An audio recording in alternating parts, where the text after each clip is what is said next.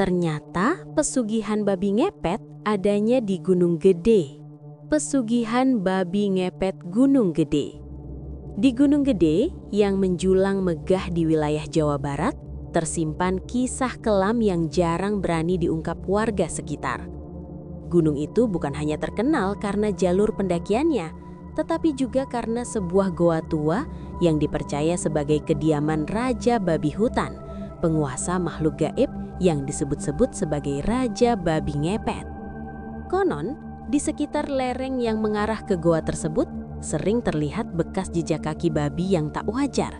Jejaknya berderet rapi, seakan keluar masuk dari satu titik menuju mulut goa yang tersembunyi di balik rimbunnya pepohonan. Warga tak pernah berani mendekat setelah maghrib. Seorang juru kunci tua pernah bercerita, pada tahun 1999, ada tamu dari Jakarta datang dengan niat melakukan pesugihan babi ngepet. Pria itu sebut saja Pirman. Ia datang dengan wajah penuh tekanan hidup dan ambisi besar. Pirman dibawa oleh sang juru kunci tua menuju goa di kaki Gunung Gede. Di dalam goa yang lembab dan gelap, dilakukanlah perjanjian dengan Raja Babi Ngepet. Syaratnya tidak ringan. Pelaku harus sudah memiliki istri, karena dalam prakteknya nanti ada dua peran penting. Suami sebagai eksekutor yang turun ke lapangan, istri sebagai penjaga lilin di kamar. Setelah ritual dilakukan, Pirman diberi sebuah jubah hitam yang telah diritualkan oleh juru kunci. Jubah itu menjadi media perubahan wujud. Malam pertama operasi pun tiba. Di dalam kamar yang telah dikunci rapat, istrinya menyalakan lilin sebagai penanda keselamatan. Jika api lilin bergoyang hebat seperti tertiup angin kencang, itu tanda bahaya. Sang istri harus segera meniupnya agar suaminya menghilang dari lokasi.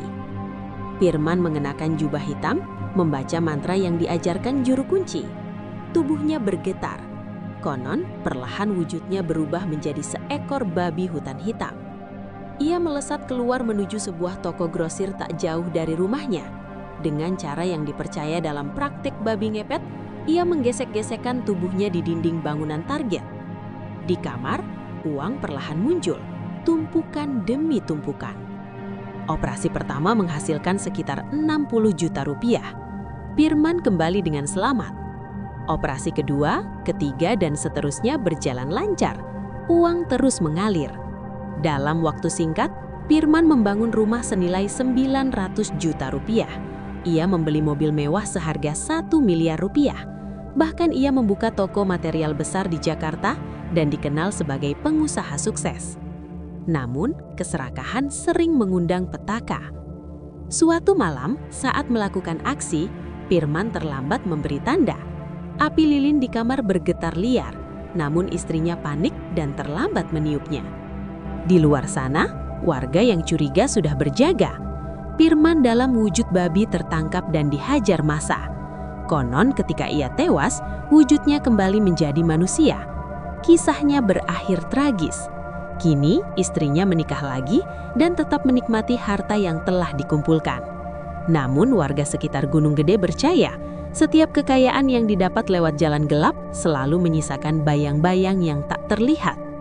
Dan sampai sekarang, jejak kaki babi menuju goa itu masih sering terlihat setelah hujan turun.